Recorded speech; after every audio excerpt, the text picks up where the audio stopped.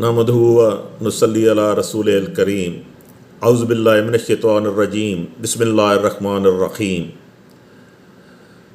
International conference کے صدر جناب چودھری اورنگزیب صاحب، آنریبل منسٹر سید یاور عباس بخاری صاحب، محترم اعجاز شیخ صاحب جو آج کے میزبان ہیں، اور دیگر تمام معزز خواتین و حضرات کو سڈنی آسٹریلیا سے طارق محمود مرزا کا خلوص برا سلام پیش ہو۔ یہ میرے لیے باعث مسرت و اعزاز ہے کہ روزنامہ جنگ اور مجلس رومی و اقبال کی اتنی بڑی انٹرنیشنل کانفرنس میں اظہار خیال کا مجھے موقع دیا گیا ہے۔ میں تمام انتظامیہ کا اور روزنامہ جنگ کا اور اس کے میزبان اور دیگر انتظامیہ کا شکریہ ادا کرتا ہوں۔ خواتین و حضرات، اس کانفرنس سے مجھے خصوصی دلچسپی اس وجہ سے بھی ہے کہ میں بھی اقبال کے شیدائیوں میں شامل ہوں، ان کے پڑھنے والوں میں، ان کو مطالعہ کرنے والوں میں، اور ان کو سمجھنے کی کوشش بھی کرتا ہوں۔ اس سلسلے میں کچھ تحقیقی کام بھی میں نے کر رکھا ہے اور مزید کام جاری بھی ہے۔ آج کے اس محفل میں ویسے تو حضرت رومی، حضرت علامہ اقبال اور ڈاکٹر طاہر القادری صاحب کے حوالے سے یہ کانفرنس ہے، لیکن میں صرف اقبال کے حوالے سے ہی کچھ عرض کر پاؤں گا، کیونکہ تمام اور اتنی بڑی شخصیات کا احاطہ کرنا بیک وقت مشکل ہے۔ علامہ اقبال 20ویں صدی کی ایک نابغہ روزگار شخصیت تھی۔ وہ ایک معروف شاعر، مفکر، فلسفی، مصنف، قانون دان، سیاستدان اور تحریک پاکستان کے اہم رہنما تھے۔ اگرچہ اس وقت پاکستان کا نام سامنے نہیں آیا تھا، لیکن اس کی بنیاد اور اس کا تصور اور اس کے لیے جو بنیادی کام ہے، اس میں علامہ اقبال کا بہت اہم کردار ہے۔ اگرچہ شاعری ان کی وجہ شہرت بنی، تاہم انہوں نے اپنے فکر و فلسفہ اور سیاسی نظریات سے بر صغیر کے مسلمانوں کو بے حد متاثر کیا۔ ان کے فکر اور فلسفے کو عالمی شہرت ملی۔ شاعری میں بنیادی رجحان تصوف، احیاء ملت اسلامیہ اور فروغ عظمت انسان تھا۔ ان کا کلام ہمہ جہت موضوعات اور خیالات پر مبنی ہے۔ اس میں انسان، معاشرہ اور کائنات سبھی شامل ہیں۔ انہوں نے انسان کی داخلی کیفیات، خارجی اثرات، نفسیات سمیت مدنیات، فطرت حیات اور آفاقی خیالات کو شاعرانہ رنگ و آہنگ میں پیش کیا ہے۔ انہوں نے فطرت سے بھی کلام کیا اور اس کے خالق سے بھی ہم کلام ہوئے۔ اپنے ہم وطنوں میں ولولہ تازہ پیدا کیا، مسلمانوں میں انقلابی روح پھونکی اور بنی نوع انسان کو خود شناسی کا پیام دیا۔ ان کی زندہ شاعری نے زندگی کی نئی اور تابناک راہوں کا تعین کیا، جس پر چل کر انسان عظمت کی سربلندیاں سر کر سکتا ہے۔ خواتین و حضرات، علامہ اقبال نے دنیا کے مختلف خطوں کے دانشوروں اور صاحبان علم شخصیات کے نظریات کا بھی بنظر غیر مطالعہ کیا، انہیں سمجھا اور زیر بحث لائے۔ بنی نوع انسان پر اثر انداز ہونے والی شخصیات کے نظریات پر اپنے مفکرانہ اور شاعرانہ انداز میں روشنی ڈالی اور ان نظریات کے حسن و قبح پر عالمانہ بحث کی۔ جیسے آئنسٹائن کے نظریہ اضافت پر اپنے خیالات کا اظہار کیا۔ پیام مشرق میں حکیم آئنسٹائن کے نام سے ایک پوری نظم موجود ہے، جس کے آخری 2 اشعار ہیں: در نہادش تروشت و سوز و ساز و مرگ و زیست، ارمن از سوز و ساز اور را جبریل عور، منچ گویم از مقام حکیم نقطہ سنج، کردہ زردشت ز نسل موسیٰ و ہارون ظہور۔ اس کا ترجمہ یہ ہے کہ تاریکی اور روشنی، سوز اور ساز، موت اور زندگی اس کی نہاد میں پوشیدہ ہیں۔ شیطان اس کے جلال اور جبریل و حور اس کے جمال سے ہے۔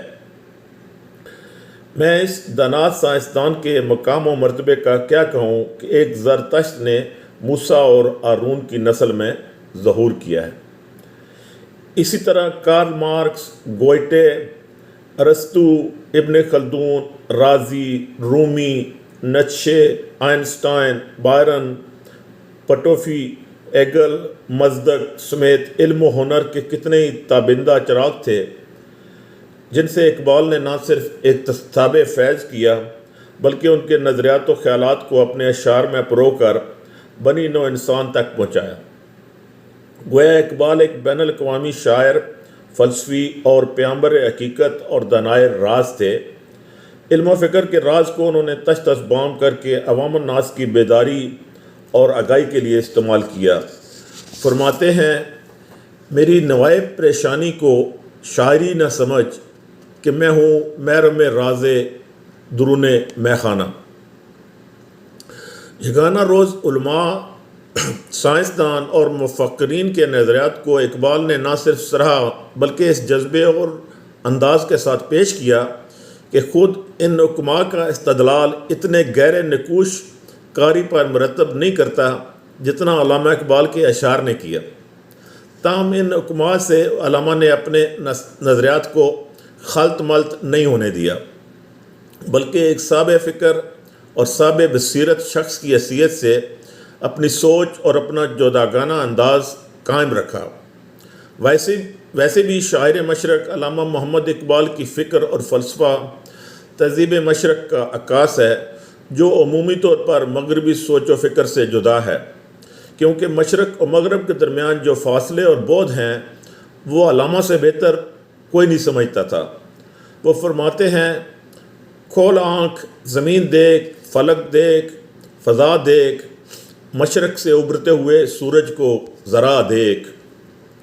علامہ اقبال کے فکر و نظر میں بو علی اور رازی کا انداز اور رومی کا سوز و ساز ان کے کلام کو ہیلامی بنا دیتا ہے۔ علامہ اقبال رومی جیسے مرد عارف کے مداح تھے جس کی فکر میں سوز ہے۔ وہ انہیں پیر رومی کہتے تھے اور خود کو مرید ہندی۔ انہوں نے بو علی کو عقل و دانش اور رومی کو عشق و مستی کا استعارہ قرار دیا ہے۔ رومی سے اس صوفیانہ عقیدت کو علامہ نے اپنے کئی اشعار میں بیان کیا ہے۔ فرماتے ہیں، بو علی اندر غبار ناقہ گم، دست رومی پردہ محمل گرفت۔ یعنی بو علی سینہ اونٹنی کے غبار میں گم ہو گیا اور رومی نے اس کے کجاوا کا پردہ پکڑ لیا۔ حق اگر سوزے ندارد حکمت است، شعر می گرد وچو سوز از دل گرفت۔ حق میں اگر سوز نہیں ہے تو وہ حکمت ہے، فلسفہ ہے، مگر جب وہ دل سے سوز حاصل کرتا ہے تو شعر بن جاتا ہے۔ رومی کے سوز فکر اور ان سے عقیدت کا اظہار علامہ نے اس قدر کیا ہے کہ رومی کی فکر کا چرچا خصوصاً بر صغیر کے اہل علم و ہنر میں مزید عام ہو گیا۔ یوں رومی کی فکر عام کرنے میں علامہ نے نمایاں کردار ادا کیا ہے، جو بذات خود فکر و فن کی بہت بڑی خدمت ہے۔ اس کا اعتراف علامہ کے ہم عصر عالم دین مولانا محمد علی جوہر نے بھی کیا اور فرمایا کہ بلا ہو اقبال کا جس نے رومی کی فکر پورے ہندوستان میں عام کر دی ہے۔ علامہ اقبال کے مطالعے کی وسعت اور غور و فکر کی ہمک اور دانائی اور حکمت کے ایسے گوہر نایاب ڈھونڈ لاتی ہے جو رہتی دنیا تک اہل نظر کی روح و دل کو گرماتے رہیں گے۔ خورشید جہاں تاب کی زو تیرے شرر میں، آباد ہے ایک تازہ جہاں تیرے ہنر میں۔ اقبال نے اپنے شاعری اور فلسفے کے ذریعے مشرق و مغرب کی حکمت و دانائی کو یکجا کر کے حقیقت حیات تک رسائی آسان بنا دی ہے، جو انسان کو تخت معراج تک پہنچا سکتی ہے۔ تاہم یہاں یہ بتانا بھی ضروری ہے کہ اقبال زندگی کی حقیقت سے آگاہ ہونے کے باوجود وجدان پر زیادہ یقین رکھتے ہیں، کیونکہ بنیادی طور پر وہ ایک صوفی ہی تھے۔ اقبال غالباً دنیا کے واحد فلسفی ہیں جو شعر کو ذریعہ اظہار بنا کر فن اور فکر کو یکجا کر دیتے ہیں، لیکن انہیں شعر اور فلسفے کے فرق کا ادراک تھا۔ یہی وجہ ہے کہ یہ آپس میں مدغام ہو کر کہیں بھی تضاد پیدا نہیں کرتے۔ اسی طرح آیات قرآنی بھی ان کے اشعار کی زینت بن کر ان کے نظریات کو مزید تقویت عطا کرتی ہیں۔ کتاب اللہ کی آیات کو اشعار میں استعمال کرنا ایک انتہائی دقیق کام ہے، اور یہ کام علامہ نے نہایت مہارت اور خوبی سے کیا ہے۔ اقبال کی عقل اور دانائی فکر انسانی تک محدود نہیں، بلکہ اس کے ماخذ قرآن و سنت بھی ہیں۔ یہی وجہ ہے کہ ان کا کلام اور پیغام واضح ہے اور ابہام سے پاک ہے۔ علامہ اقبال کے صوفی منش والد نور محمد کی اپنے ونار فرزند کو نصیحت تھی کہ قرآن کی ایسے تلاوت کرو جیسے تمہارے اوپر نازل ہو رہا ہے۔ اقبال نے والد کی یہ نصیحت گرہ سے باندھ لی اور ساری عمر قرآن کو سینے سے لگا کر رکھا۔ اس کی تلاوت کی تو ایسے جیسے دل میں اتار رہے ہوں۔ لہذا فرماتے ہیں، تیرے ضمیر پہ جب تک نہ ہو نزول کتاب، گرہ کشا ہے نہ راضی نہ صاب کشاف۔ خواتین و حضرات، علامہ اقبال کو مسلمانوں کی عظمت رفتہ کا گہرا ادراک و احساس تھا اور اس عظمت کے کھو جانے کا شدید ملال تھا، مگر وہ اس پر ماتم نہیں کرتے، بلکہ مسلمانوں کو ان کو کھویا ہوا مقام یاد کراتے ہیں اور انہیں یہ مقام پھر سے حاصل کرنے کا ولولہ اور حوصلہ دیتے ہیں۔ علامہ اقبال کے کلام کا بیشتر حصہ ملت اسلامیہ کی عظمت کی بحالی کے عزم سے مزین ہے۔ علامہ نے ملت اسلامیہ کو خواب غفلت سے بیدار ہونے، اپنے پاؤں پر کھڑا ہونے اور باوقار قوم کی طرح جینے کا ہنر اور حوصلہ دیا ہے۔ آسمان ہوگا سحر کے نور سے آئینہ پوش، اور ظلمت رات کی سیماب پا ہو جائے گی۔ علامہ نے اردو سے زیادہ فارسی کلام لکھا ہے۔ اس کی ایک وجہ یہ بھی ہے کہ علامہ کی شعوری کوشش تھی کہ ان کا پیام ہندوستان کی سرحدوں سے باہر نکل کر مسلمانان عالم تک رسائی حاصل کر سکے، کیونکہ یہ پوری امت کے لیے ہے۔ ہندوستان کے فارسی دان طبقے کے علاوہ ایران، افغانستان، ترکی اور تاجکستان سمیت دنیا کے کئی خطوں میں فارسی پڑھنے والے موجود تھے، لہذا اقبال کی زندگی میں ہی ان کا نام اور ان کا کلام بین الاقوامی شہرت حاصل کر چکا تھا۔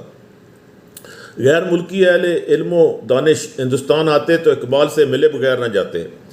افغانستان کے بادشاہ نادر شاہ نے دعوت دے کر آپ کو افغانستان بلایا اور شاہی مہمان بنا کر رکھا۔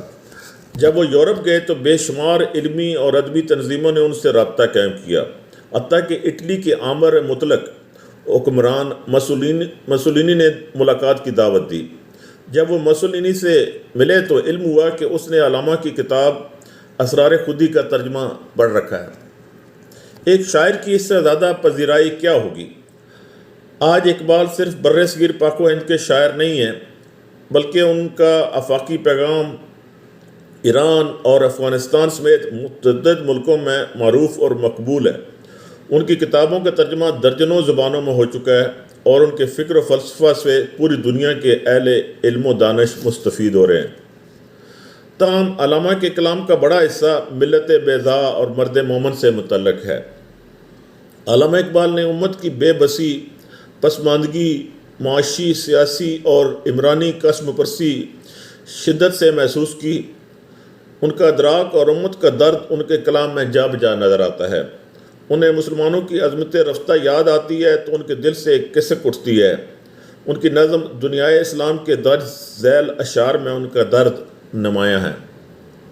کیا سناتا ہے مجھ کو ترک و عرب کی داستاں، مجھ سے کچھ پناہ نہیں اسلامیوں کا سوز و ساز، ہو گیا ماند آب ارزاں مسلمانوں کا لہو، مضطرب ہے تو کہ تیرا دل نہیں دنائے راز۔ یہ اشعار خواتین حضرات تقریباً 1 صدی قبل تحریر کیے گئے تھے۔ اس وقت اور آج کے دور کے حالات میں نمایاں فرق نہیں ہے۔ آج بھی مسلم ممالک کی حالت مثالی نہیں ہے۔ دنیا میں کہیں بھی انہیں وہ عزت و احترام حاصل نہیں ہے جو غیر مسلم طاقتوں کو حاصل ہے۔ اہم عالمی پلیٹ فارم مسلمانوں سے خالی ہیں۔ اگر کہیں مسلمان ہیں بھی تو ان کی شنوائی نہیں ہے۔ بڑے بڑے معاشی اور سیاسی فیصلے مسلمانوں سے بالا تر ہو کر کیے جاتے ہیں، بلکہ خود مسلمان ملکوں کی قسمت کے فیصلے اور ان کی اندرونی پالیسیاں کہیں اور بیٹھ کر دوسرے لوگ لکھ رہے ہوتے ہیں۔ فرقوں، ذاتوں اور لسانی تنازعات میں الجھے ناتوان مسلم ملکوں کو اشارہ ابرو سے نچایا جاتا ہے۔ اگر کوئی سرتابی کی جرت کرتا ہے تو اسے دن دہاڑے عملیہ میٹ کر دیا جاتا ہے۔ ان طاقتوں کا ہاتھ نہ کوئی روکنے والا ہے اور نہ کوئی انہیں ٹوکنے والا ہے، کیونکہ مسلمان ملک اتنے نحیف، غیر منظم، غیر جمہوری ہیں کہ اپنے پاؤں پر کھڑے ہونے کے قابل نہیں۔ وہ ان طاقتوں سے قرض لے کر ان کی آشیرواد کے ساتھ اور ان کی مرضی و منشا پر چل کر زندہ ہے۔ زندہ کہ ہیں، بس سانس لے رہے ہیں، ورنہ ان میں زندوں والی کوئی بات نہیں ہے۔ ایک صدی قبل جب اقبال نے مسلمانوں کی حالت زار کا نقشہ کھینچا ہے، اس وقت حالت اس لحاظ سے مزید حالات بدتر تھے کہ بیشتر اسلامی ممالک براہ راست یورپی اقوام کے زیر تسلط تھے۔ خلافت کا کلا کما کر کے ان کی مرکزیت ختم کر دی گئی تھی۔ عالم اسلام کے ایک سرے سے دوسرے سرے تک غلامی کی زنجیریں کھنک رہی تھیں۔ یہ تمام حالات علامہ اقبال کے روبرو تھے۔ ان سے نالاں ہو کر اور خود مسلمانوں کے طرز عمل سے مایوس ہو کر انہوں نے لکھا، یورپ کی غلامی پہ رضامند ہوا تو، مجھ کو تو گلہ تجھ سے ہے، یورپ سے نہیں۔ ان حالات میں علامہ نے مسلمان اور امت مسلمہ دونوں کو جگانے کا فریضہ ادا کیا اور انہیں آزادی کی قدر و قیمت کا احساس دلایا۔ آزاد کا ہر لحظہ پیام ابدیت، محکوم کا ہر لحظہ نئی مرگ مفاجات۔ علامہ نے نہ صرف آزادی اور غلامی کا فرق بتایا بلکہ غلامی کی زنجیروں کو کاٹنے کا ہنر بھی سکھلایا۔ غلامی میں نہ کام آتی ہیں شمشیریں نہ تدبیریں، جو ہو ذوق یقین پیدا تو کٹ جاتی ہیں زنجیریں۔ اقبال سمجھتے تھے کہ کسی ایک فرد کا گناہ تو معاف کیا جا سکتا ہے، لیکن جملہ قوم کی بے امیتی کا کوئی حل نہیں ہے، یہ ناقابل معافی جرم ہے۔ فطرت افراد سے اغماض بھی کر لیتی ہے، کبھی کرتی نہیں ملت کے گناہوں کو معاف۔ اقبال مسلمانوں کی اتصال پسندی پر کڑتے تھے اور اس اتصال پسندی اور غفلت کو ملت کا گناہ قرار دیتے تھے۔ یہی غفلت اور خوئے غلامی بندہ مومن کو بندہ مومن نہیں بلکہ نفس کا بندہ بنا دیتی ہے۔ اللہ نے جسے اشرف المخلوقات بنایا ہے وہ کسی اور طاقت کی غلامی اختیار کر کے اپنا تشخص اور اپنا مقام کھو بیٹھتا ہے۔ وہ مقام سے گر کر چوپایوں سے بھی بدتر ہو جاتا ہے۔ اقبال نے فرمایا ہے، آدم از بے بصری بندگی آدم کرد، گوہر داشت ولے نظر کباد و جم کرد، یعنی از خوئے غلامی سگاں خوار ترست، من ندیدم کے سگے پیش سگے سرخم کرد۔ اس کا مطلب یہ ہے کہ آدمی اپنی حقیقت سے بے خبری کی بنا پر آدمی کی غلامی کرتا ہے۔ وہ آزادی اور حریت کا گوہر تو رکھتا ہے لیکن اسے کباد و جمشید سے جیسے بادشاہوں کی نظر کر دیتا ہے، یعنی اس غلامی کی عادت میں وہ کتوں سے بھی زیادہ خوار ہوتا ہے، کیونکہ میں نے دیکھا ہے کہ کسی کتے نے دوسرے کتے کے سامنے سر تسلیم خم کیا ہو۔ غلامی اپنے نفس کی ہو یا کسی غیر کی، دونوں ہی مرد مومن کے لیے زہر قاتل ہیں۔ اس کے برعکس اقبال نے جس بات پر پورا زور دیا ہے اور ان کا کلام اس سے بھرا پڑا ہے وہ ہے خودی۔ جس شخص میں یہ جذبہ خودی ہوگا وہ کبھی کسی کی غلامی پر قانے نہیں ہوگا۔ جب انسان نفس کی غلامی پر کاربند ہو جاتا ہے تو وہ اپنی ذات کا غلام بن جاتا ہے اور ملک و ملت اور دین اس کی ترجیحات میں کہیں پیچھے چلے جاتے ہیں۔ انہی کے نتیجے میں مسلمانوں کے درمیان فرقہ بندی، قومیت، ذاتیں انہیں تقسیم در تقسیم کر دیتی ہیں۔ علامہ مسلمانوں کی اس نا اتفاقی پر اپنی ناخوشی کا اظہار یوں فرماتے ہیں، فرقہ بندی ہے کہیں اور کہیں ذاتیں ہیں، کیا زمانے میں پنپنے کی یہی باتیں ہیں۔ وہ مسلمانوں کو اتحاد اور اتفاق کی یوں تلقین کرتے ہیں، بتانے رنگ و خون کو توڑ کر ملت میں گم ہو جا، نہ ترانی رہے باقی نہ ایرانی نہ افغانی۔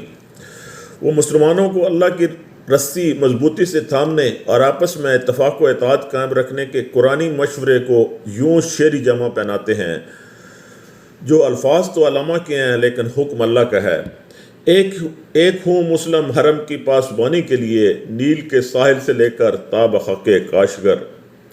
علامہ کا یہ فکر و فلسفہ قرآن کی روح کے عین مطابق ہے۔ ایک حاذق طبیب کی طرح جست ملت میں سرایت مختلف امراض کی درست تشخیص اور پھر اس کا علاج بھی تجویز کرتے ہیں۔ ان سے کوئی مرض چھپا نہیں رہا۔ فرماتے ہیں خرد نے مجھ کو عطا کی ہے نظر حکیمانہ، سکھائی عشق نے مجھ کو حدیث رندانہ۔ انفرادی ہو یا اجتماعی، ظاہری ہو یا باطنی، داخلی ہو یا خارجی، وہ تمام اسباب و علل جو قوم و ملت کے لیے ضرر رساں ہیں، جو مسلمانوں کی اخلاقی پسماندگی کی وجہ ہیں اور ان کے زوال کا باعث ہیں، حکیم الامت نے ان تمام امراض کی درست تشخیص کی اور پھر قرآن و سنت کی روشنی میں امت کو رائے نجات دکھلائی، جو دراصل رائے حق ہے۔ کی محمد سے وفا تو نے تو ہم تیرے ہیں، یہ جہاں چیز ہے کیا لوح و قلم تیرے ہیں۔